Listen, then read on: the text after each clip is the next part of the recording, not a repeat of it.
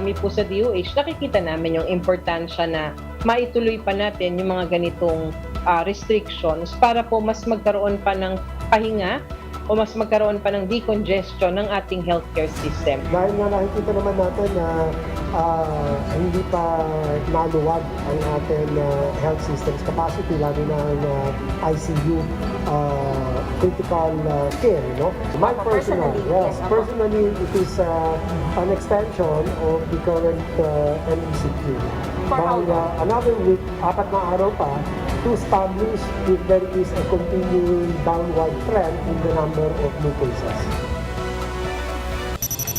So you heard from health officials favoring the extension of MECQ in Metro Manila and nearby provinces for another 2 weeks. More hospital beds are getting freed up, but they want to ensure first that the downtrend is stable. Experts are noting a dip in daily infections in NCR with reproduction number already below 1. But just today, the country hit another grim milestone with total cases breaching 1 million.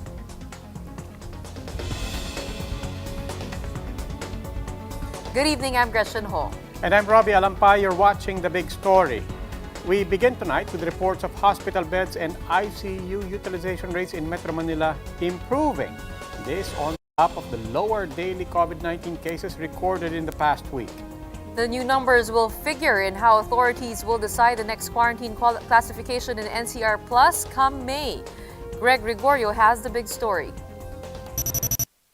More hospital beds in Metro Manila are getting freed up. Add to that, hospitals allotting more beds. Over the past week, utilization of ICU beds in NCR has dropped by 10%.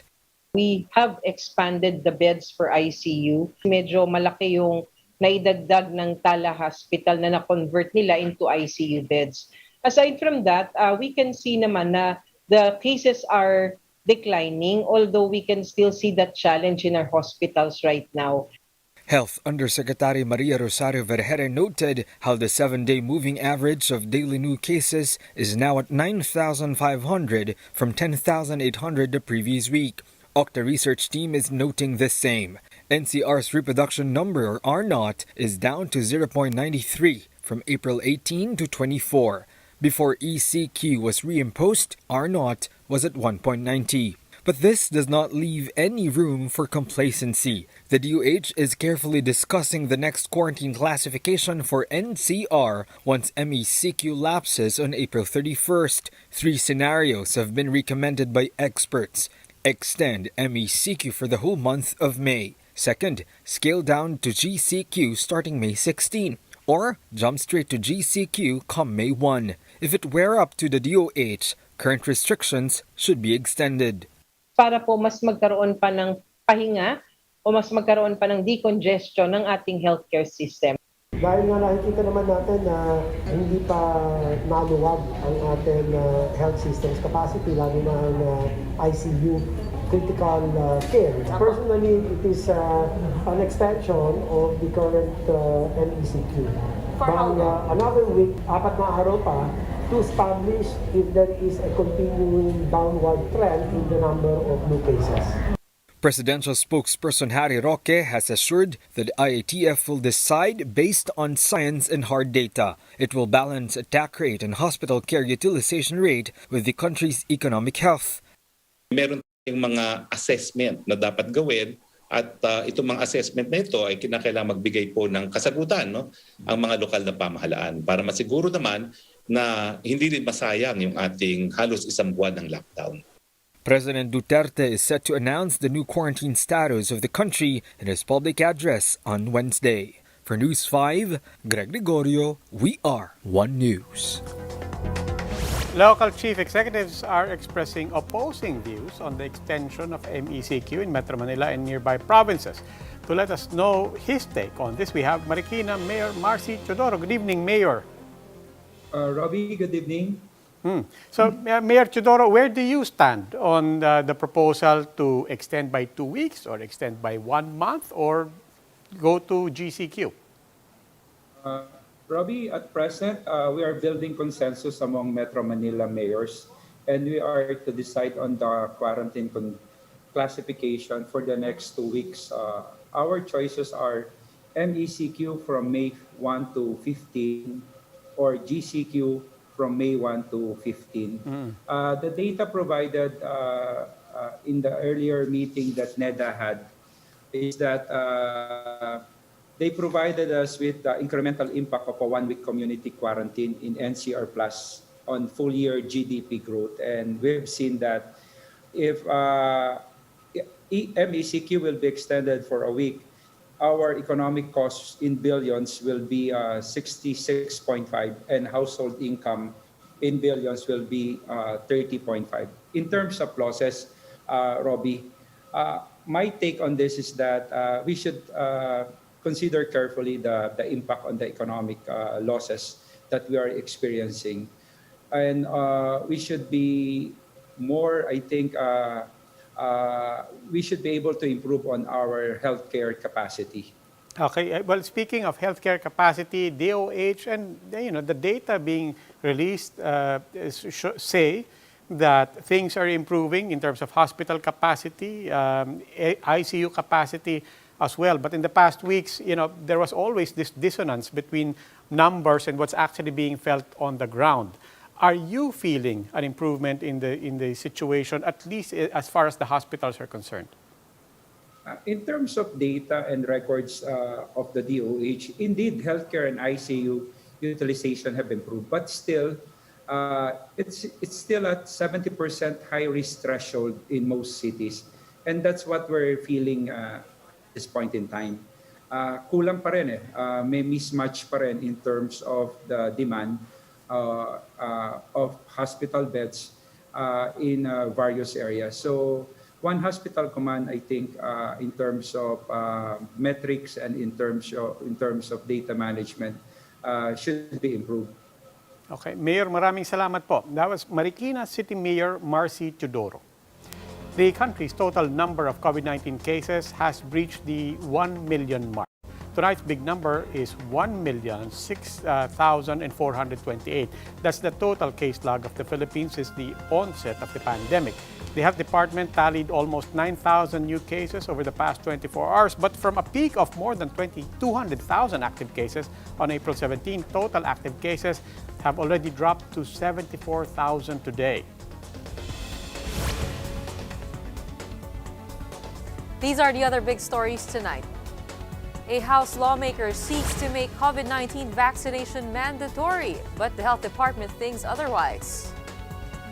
Up to 1 kilometer of Manila Bay may have already been affected by a possible oil spill. Vessels are now barred from coming close to within 2.5 kilometers of the shoreline.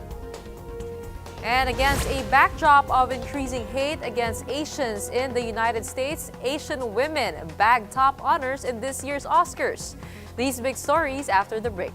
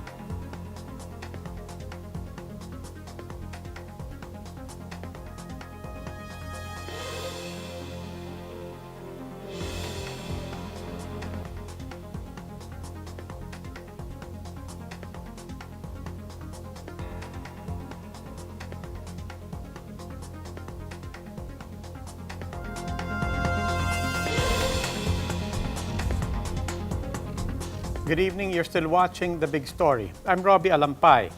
More nurses from Visayas have arrived in the NCR Plus to help relieve its overwhelmed hospitals. But a group of health workers say most nurses prefer to leave the country due to worsening work conditions. Jenny Dongon with the details. Not only is Metro Manila a new territory for Nurse Dindo, this is the first time that the summer local is handling severe COVID-19 cases. He is one of several volunteer healthcare workers from the Visayas redeployed to NCR. He has been assigned at the Philippine Heart Center. In our institution that we say no one should be left behind. So andito kami para tumulong, ipadama sa kanila na hindi sila nag-iisa. Other nurses have improvised ways to help their patients recover, including Alex, who filled latex gloves with lukewarm water to provide a semblance of human touch for a patient fighting for her life. Hindi siya makakapagsalita na may tubig siya. So, nagsulat na lang siya. Sabi niya, sa sulat niya, maraming salamat sa ginawa mong mga daliri, Alex. Two nurses also went viral after a photo of them napping inside a hospital room was shared online. The two were taking a quick rest after a long day of disinfecting rooms and transporting patients, among others. For a nurses group, working conditions must improve. Filipino Nurses United is again calling on the government to respond to demands of healthcare workers, including the release of benefits and salaries. The group wants a mass hiring of additional healthcare workers, especially nurses. Ang recommendation namin ay 1 nurse to 3 patients kasi kahit sa ngayon ang reality kasi 1:12, yung iba 1:15. Andamo said that most Filipino nurses now prefer to leave the country due to a higher pay and benefits. Sobrang hirap na nga ng trabaho mo, buwis buhay, tapos wala pa yung mga pinapangakong benepisyo. Napakababa ng sahod ng majority ng nurses dahil lalo na sa pribado, no? In a meeting last month, Health Secretary Francisco Duque promised to act on concerns raised by health workers. For News 5, Jenny Dongon, BR1 News. With vaccine hesitancy still high among Filipinos, a lawmaker wants to make COVID-19 vaccination mandatory. Cavite Representative Elpidio Barzaga Jr. filed House Bill 9252 that seeks to make inoculation compulsory as may be determined by the Health Department. But for Health Undersecretary Maria Rosario Vergere, people should have the right to choose whether or not they will get vaccinated. It is the right of a person to decide on his own if he shall receive or will not receive the vaccine. Alam po natin na meron po talagang obligasyon ngayon ng bawat kababayan natin. This is what we call moral obligation, na kung tayo ay magpapabakuna, hindi lang po yung sarili natin ang iisipin natin, kung hindi yung mga mahal natin sa buhay, community, and the whole population, because we want to achieve herd immunity.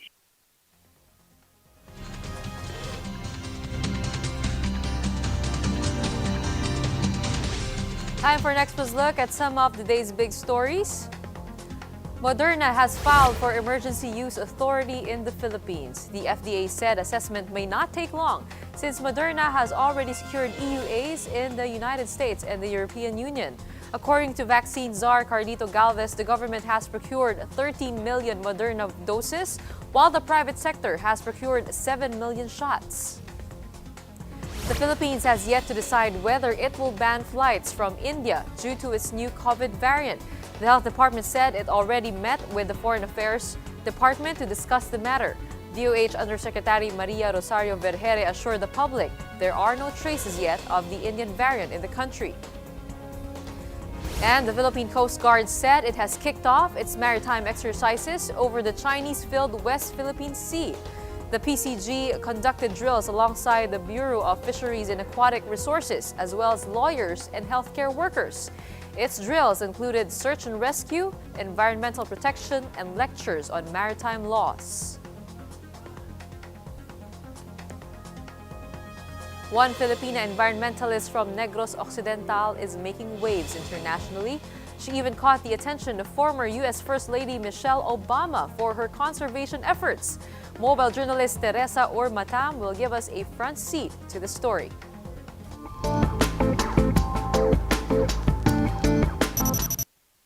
Malala Fund, an international and non-profit organization for girls' education, reports that countries like Pakistan have seen a decrease in girls returning to classrooms as floods damage their schools. To encourage girls to continue their studies and pursue green jobs, Global Citizen released an article about educated women fighting climate change. One of them is Filipina Carmela Eliaga, a 22-year-old fisheries technologist in Negros Occidental.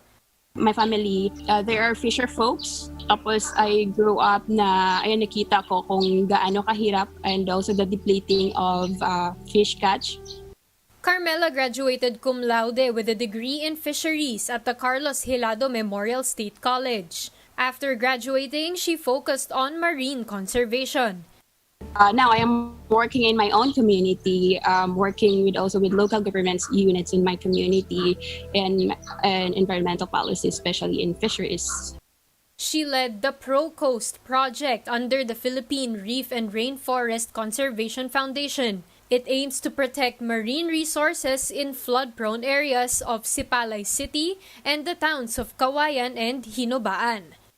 We assess this mangrove ecosystem, seagrass ecosystem, and also the coral reef ecosystem of each 3 LGUs in the south. Her effort did not go unnoticed. Former U.S. First Lady Michelle Obama commended her efforts. Carmela hopes that this opportunity can encourage other young girls to pursue environment-related courses to fight climate change and protect the environment. Since our country is really a biodiverse country, this will give women more empowerment to be more active and participate in their community. Teresa Ormatam, we are One News. Time for another quick break. When we return, a ship has been caught discharging yellow liquid into Manila Bay, launching a probe into a possible oil spill. And let's take a look at the big winners in this year's Oscars, including a Filipina American. What exactly did she win? Find out after the break.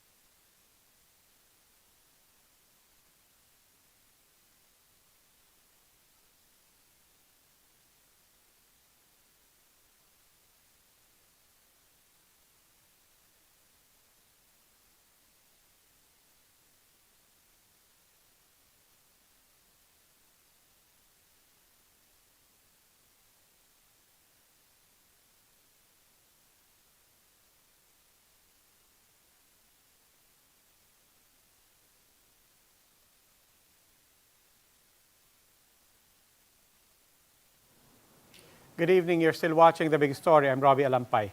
The Environment Department has launched a probe into a liquid waste spill along Manila Bay. Vessels are now barred from coming close to the Bay Area. Sheila Francisco with the details. A ship docked near the Manila Yacht Club was captured on video discharging yellowish water. The ship, MV Sarangani. The Coast Guard found out that the liquid waste came from its cooling system. The Environment Department estimates that up to 1 kilometer of the bay was affected. They have taken water samples for examination. Naalarma ako nung nakita ko nga yung boat na paikot-ikot dyan na lumalabas. Hirap na tayo rito dahil dyan sa mga tagas lang dyan. Binubuting-ting natin yung pa. Hindi naman kung sinong may-ari dyan we have to conduct yung investigation. Kung may penalty, they have to be penalized. Si Mato warns that the discharge activity violates the Marine Pollution Act and the Clean Water Act. The owner of MV Sarangani could face a fine of 10,000 to 200,000 pesos per day and will be mandated to shoulder the rehabilitation of the polluted area. Ship owner Emil Neri doubts that the liquid waste came from the vessel's septic tank as they do not discharge wastewater unless they are dry docking. Neri attributes the spill to the recent typhoon. Baka yung tubig po at saka yung current, iba pa. Kung ano lang po yung pinasok mo sa makina na water, yun din po yung ilalabas niya. Wala po siyang ibang pagpupuntahan eh. Cooling system lang po siya. But the Manila Bay Coordinating Office disagrees. Lumulutang lang siya, hindi siya natutunaw, hindi siya nadidilyot, hindi nadidissipate ng alon. Dahil maliwanag yung mismo footage noong drone na talagang lumalabas sa exhaust ng ship.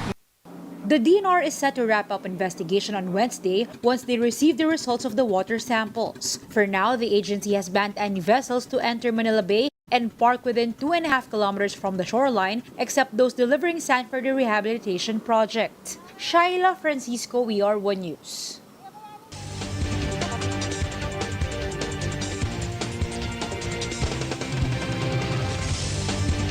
Let's take a look at the biggest stories on print and online. From the Philippine Star, detained Senator Laila De Lima has been granted a 3-day furlough at the Manila Doctors Hospital after exhibiting symptoms of a mild stroke. De Lima was wheeled into the hospital experiencing headaches and general weakness of her body. Both courts handling the senator's drug cases granted the emergency medical furlough after her on-call physician said she appeared to have suffered from a mild stroke. With a shortage in semiconductor chips across the globe, local manufacturers are reporting constraints in their supply chain. SAPI President Dan La Chica told Business World that companies have been forced to maximize their production output even at higher operation costs. La Chica also warns that the country could lose electronics manufacturing volume if the operating costs are not brought down. And from News 5, the Finance Department is coordinating with Congress to find sources of revenue for the proposed Bayanihan 3. To finance the stimulus package, the DOF is looking at cutting down on non-essential government expenditure and increasing the dividend rate of GOCCs to 75%.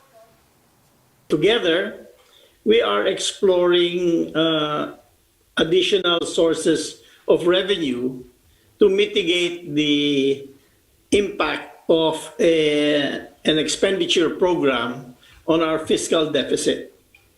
The other avenue we are exploring is the possibility of cutting down non-essential government expenditures. So we are looking at that too.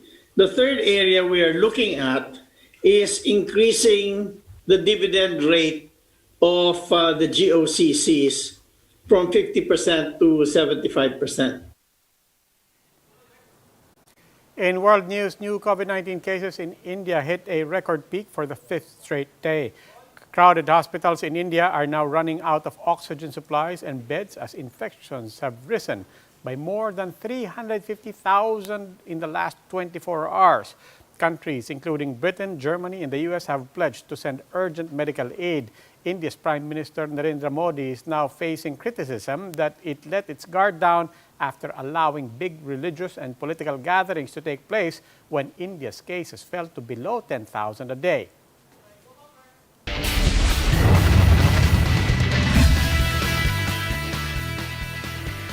For the big story in sports, after a few weeks of breaking camp, Gilas Pilipinas is heading back to the Inspire Sports Academy bubble in Calamba, Laguna to resume training.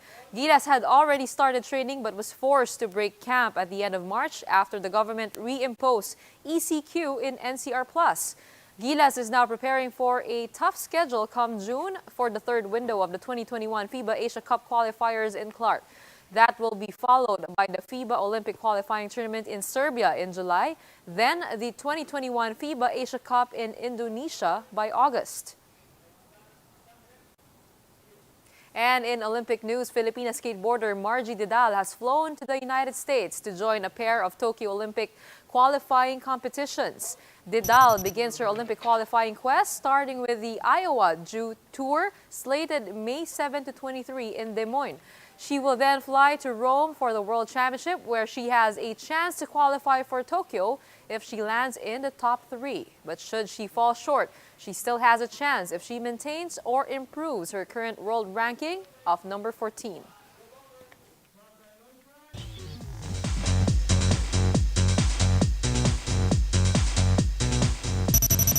Against the backdrop of a rise in Asian hate crimes, Asians won big at this year's Oscars. Starting off with fan favorite recession-era tale Nomadland.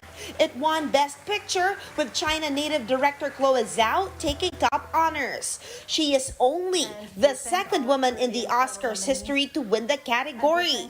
Film singer-songwriter Her, meanwhile, won Best Original Song. For the Judas and the Black Messiah soundtrack, Fight For You. Her, born Gabriela Sarmiento Wilson, dedicated the victory to Black and Filipino girls. Me just being up there is a message. It's a message to all the young Black and Filipino girls, Black or Filipino, you know, that you can be up here too. Yoon Yoo-jing won Best Supporting Actress for immigration drama Minari. Yoon is the first South Korean actress to have won the award. In one of the ceremony's funniest moments, Yoon gushed over Hollywood star Brad Pitt as she accepted her trophy. Finally, nice to meet you. Where were you while we were filming? For News 5, MJ Marfori, we are One News. And there were other light moments during the rather scaled-down intimate Oscar ceremony. Daniel Kaluuya, who swept 2021's award season as Best Supporting Actor, had been upfront in his speech. On stage, he credited his win to his mother and dad's divine act. His sister facepalmed while his mother was shocked.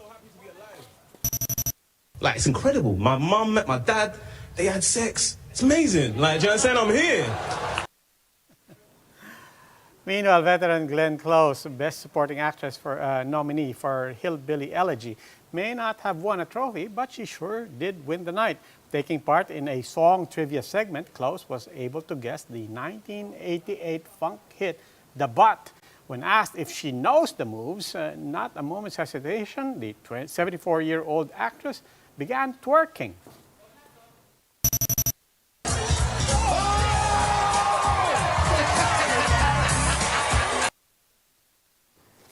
I can't wait to see those events again here in the Philippines. Diba? Not necessarily to do that though. No, but seriously, it's nice that we see sporting events and entertainment events getting back on their feet little by little. Well, certainly in North America, they're offering a lot of lessons, but hard lessons as well. Kasi on the other side naman, when you look at India, nakakatakot din ang We storya have to be very careful with reopening that, but it certainly gives a sense of relief. Yes, absolutely. From the news on the COVID-19 pandemic. And that's something we will be talking about later sa the Chiefs. Tutuloy natin yung usapan kung ready na ba tayo mag-MEC. Ano ba? Do we continue the MECQ o luluwagan ba natin? Anyway, sa Chiefs po yan. Well, that wraps up today's big story. Catch us again tomorrow at 8 p.m. on Signal Channels 8 and 250. Please like our Facebook page, One News. For more in-depth analysis, visit our webpage, onenews.ph. Mask on. Wash hands. And stay safe, Philippines. Ako po si Robbie Alampay. At ako naman si Gretchen Ho. We are One News. Have a good evening.